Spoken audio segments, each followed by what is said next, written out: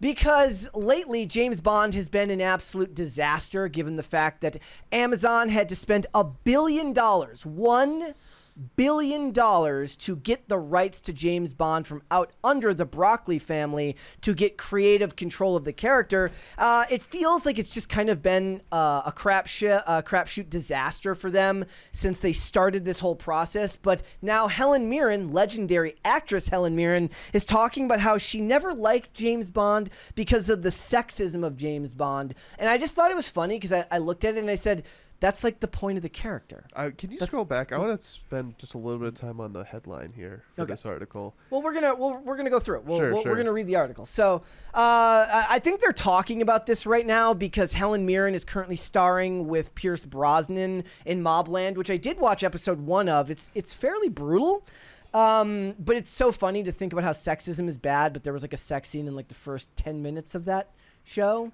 So it's almost like living vicariously because it's, it's a period piece in a way. So let's talk about it. So she says, I'm going to read her quote. It says, Amazon MGM readies a new reboot of the James Bond franchise, Helen Mirren admits that she never liked the British Spy series because of the way women were presented in it. While the prospect of having a female actor take on the 007 moniker has been bounced around Hollywood for several years, she says that she isn't interested in seeing the casting because of the character's history. So here's her quote here. She says, the whole series of James Bond is not my thing. It really wasn't. I never really liked James Bond. I never liked the way women were in James Bond. The whole concept of James Bond is drenched and born out of profound sexism.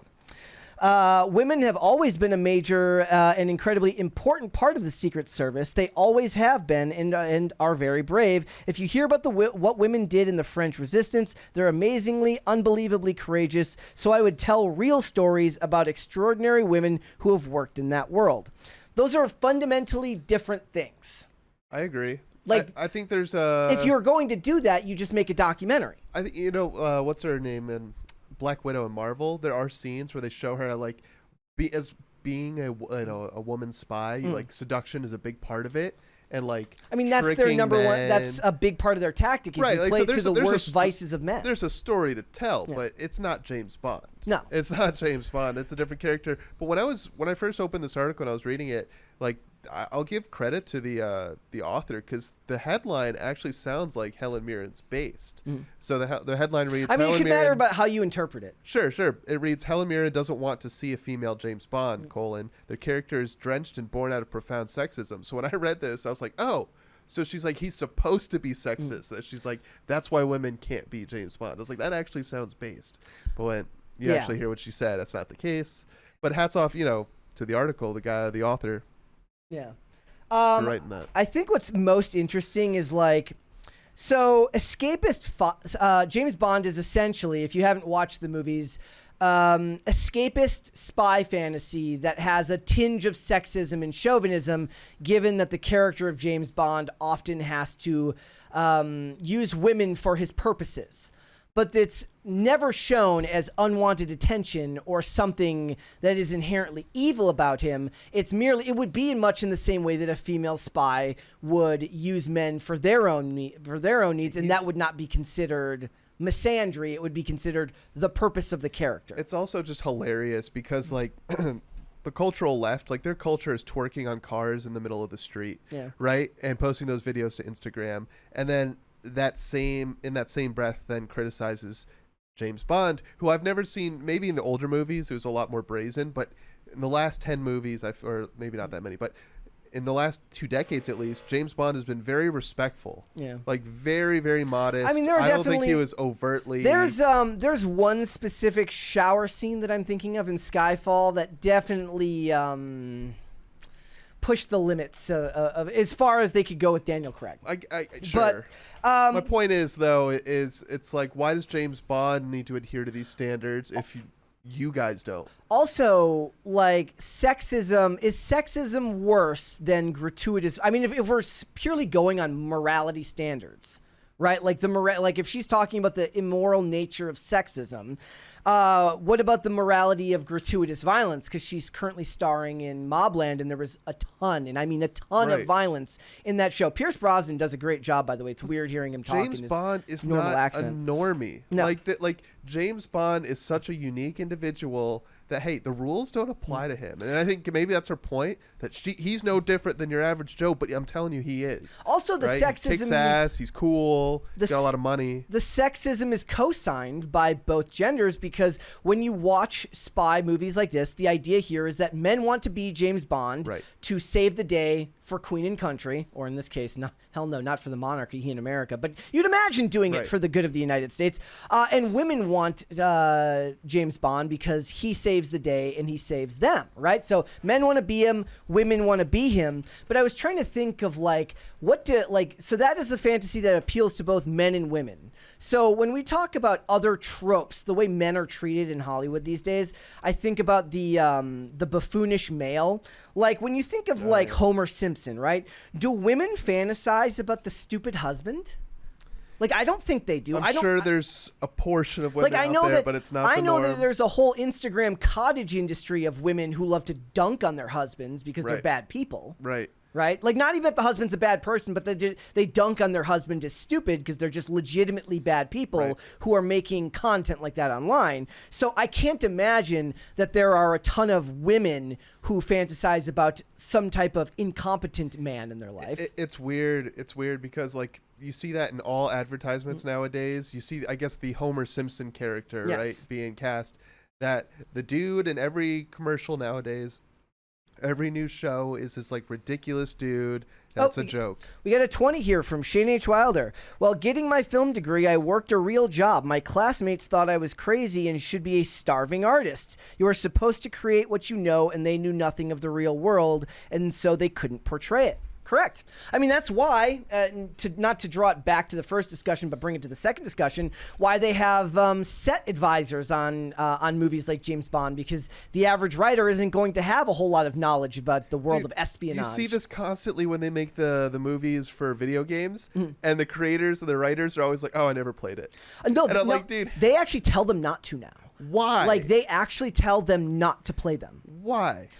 Because they want them to feel unencumbered while they're creating their art and taking advantage of the fact that it's an established IP that people love for a reason. I read over the weekend that the Minecraft movie actually has people that worked currently for the Minecraft game on set working with the actors and actresses. We're going to talk about that a little bit too, because they're about their box office predictions, because it looks like I think it'll be good. Worse off. Yeah, I think it's going to be good. I mean, I don't know if it's going to be a good movie. No, I mean, I think they're going to do well. Yeah. So the other thing that I thought was funny about it is she talks about the sexism of it, but when I think of what women like in entertainment now, it's not even in the realm of movies and television. It's dark romance book talk garbage, which is all like, for the lack of a better word, quasi-rape fantasies. It is. There's a video I just saw, Target. It was like the young adult section. They call it section. dubious consent.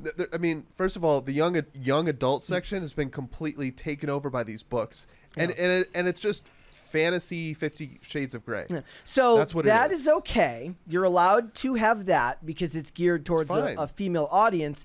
But men want a character. Look, they did the same thing. Okay, they did the same thing with Reacher this season, where third romantic interest, and they were trying to like moralize and shame the show for having Reacher sleep with a different woman each season and how the woman is disposable. And I actually think that the director, in a way, the creator of the show, Nick Santora, kind of addressed it, because in season 3, they have Duffy? They have the Duffy character. By the way, I'll give my thoughts maybe at the end of the show about the finale of Reacher.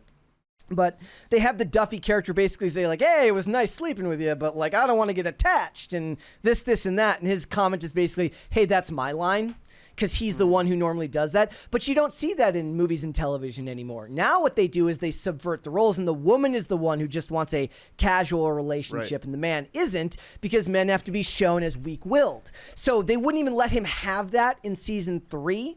They had to subvert expectations again, and he still believes that, but she's like, hey, I'm not getting too attached to you, because it was their way of sneaking in just a tad of modern day feminism into the writing. I mean, there was more than that, but a lot of feminists don't understand too what that character usually is. When you have a James Bond or not Keanu Reeves, but a John Wick, when you have those characters, the love interest is not to degrade women. It's to show the humanity oftentimes in such a dark man. Yeah. Right? A guy who's just used to killing and fighting and constantly being worked and beat and broken. And for that one little like second, you see the humanity in him because he's connecting with another person. And there's ways to do that gracefully. There's ways to do that modestly. They actually do it really have well. To be gross. They actually do it really well in Reacher season 1, and I would argue that it works better in Reacher season 1 with the character that he's only known for like a couple of days than it does with the Dixon character in season 2, who he is supposedly known for years because they worked together in the military. Sure. They actually did it better in season 1. The other thing, I think this might be a reason why old man action thrillers are so common now, is there's rarely, if ever, any type of sexual component to that because it's the old man. Like, I was more worried that Liam Neeson was going to die of a heart attack in the Taken franchise, in the latter Taken movies, than be able to be any type of stud, right? Because that's not the point. He's a father. He's a dad now. So they've removed any type of romantic component to that because his relationship with his wife is tenuous. I guess that works too. And that works too. But the point is, that's a different genre, right, than something like James Bond. Right. Right. Well, and it's a different chapter of that character's life, right? You're like the James Bond are in their 30s, 40s, maybe early 50s, not the actor, but the character. They're young, right? They're still very much, they're not ready to retire. Then you get Liam Neeson in Taken. He's retired. He's out of the game. Or you get Nobody. His knees are creaking the whole time. Right. You get Nobody where he's retired. He's got a family. And those characters, they're preserving what they love. Yeah. Where a character like James Bond doesn't have that yet. He's still trying to create it. I want to just call attention. I had to call out this article before we finish on this topic because it's absolutely hilarious. This is an article written by somebody at The Guardian. That's Peter Bradshaw, it looks like. And it says, yes, Helen Mirren, James Bond is profoundly sexist, but more than a telling off, he needs a face-off. So, this is funny, and we'll read through this little bit here. I want to just read this one paragraph where he claims that Helen Mirren isn't wrong. She's just getting the terminology wrong. James Bond isn't sexist. He's misogynist, and that's the difference. So he says, but there is something else to be noticed in what Dame Helen says. She uses the antique term, he says antique term, not antiquated term, the antique term sexism and not misogyny, which has long supplanted sexism in the discourse. Maybe it's a generational thing, but in fact, Helen Mirren is using her words correctly. Sexism and misogyny are not interchangeable. However, and again, I don't know this word, antediluvian to most. You should punish writers for using big words. Make Brett angry. No, it's when you use annoyingly, like obtuse words. However antediluvian most have been in their attitudes, the Bond films do not encourage hatred of women, at least partially because of the comedy and absurdity, and the case has been made for a sex-positive reassessment. And then he makes the argument about how it needs to be truly progressive, it needs a female Bond villain.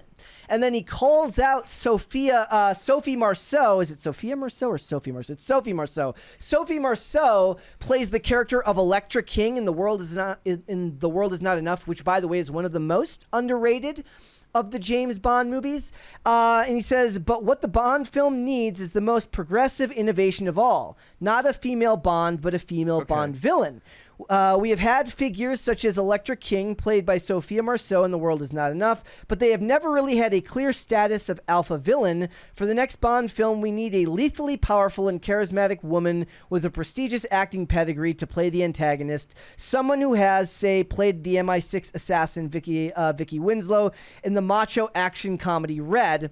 Okay. So antediluvian, before you continue, means before or relating to before the biblical flood. So he's saying that, that's why I interrupted you. He's saying that he's using that word to say this is so behind the times. It's biblical. The thing is, he used the Sophie Marceau, the Electra King character, as like an example of a Bond villain that didn't quite hit the note. But actually, that is a fantastic. But he didn't mention Famke Janssen as Onatopp from GoldenEye, but Electra King plays a kidnap victim who ends up with Stockholm syndrome and ends up turning the tables on her captor and getting him to work for her, which is arguably a way more interesting and way more nuanced idea for a villain than just a mustache twirling evil woman. He's actually advocating for, well, you know. That's exactly what they need. Depends on what kind of woman it would be, right? That he's actually making the argument for a less well-written villain because they can't handle the idea of writing a female character with nuance. The way they wrote that character was infinitely more interesting than whatever he's advocating for here. But I do not believe that James Bond is sexist. I think that his chauvinism is an inherent part of the character, which matters a ton. Like here's the thing with a lot of these critiques about modern art, like this guy's giving, is that this is going to be bad until this show proves it's on his team, right? A lot of times you'll see this with political activists that you can't just be against something. You need to be for what they're for, or you're an enemy. And that's kind of the thing here is he's saying that this isn't progressive enough. Yeah. Right? This isn't how I want to do it. And it's like, that's why I say that it's a creative crisis happening. He has no real ideas or creative, critiques here. He's just saying, I don't like this. This thing's bad. It needs to be what I like. James Bond shouldn't be progressive. James Bond shouldn't be redone. James Bond should be a callback to spy films of old. And they've modernized it through They shouldn't even years. do that. I mean, they shouldn't even do that. Like, I don't even think they should have ended. As much as I liked the Vesper Lind arc in the in those movies to start, I actually think it was a bad idea. And I think that they should have actually had less character development, and the movies should be inherently one-offs with different women and different bad guys in every film. It's like, if you want to tell a new story, you can do that. I think what you're also seeing is like, what's the Electric State that just flopped pretty hard? Or they're saying it did. It's like, okay, when they are doing these new stories, they're hundreds of millions of dollars to produce. Netflix, it's like, make tiny projects that are original, and you'll be good. We'll see how Ballerina does. Ballerina being the spin-off to the John Wick franchise starring Ana de Armas. I think that's a no-brainer. We'll have to wait and see. I did also find this funny, too, just before we finish this topic, because remember, Jennifer Salke is on her way out at Amazon, and one of the reasons for that is they feel that she fumbled the handling of the MGM merger so bad on top of Rings of Power. But it says Variety's sources also suggested that Salke intended to transform James Bond into a, quote, less dangerous character who could potentially transition across to television shows and video games. It was an approach that Broccoli reportedly took considerable issue with, and one that insiders had referred to disparagingly as an attempt to water down 007 into a rebellious cookie-cutter spy of an NBC drama. Like, people want...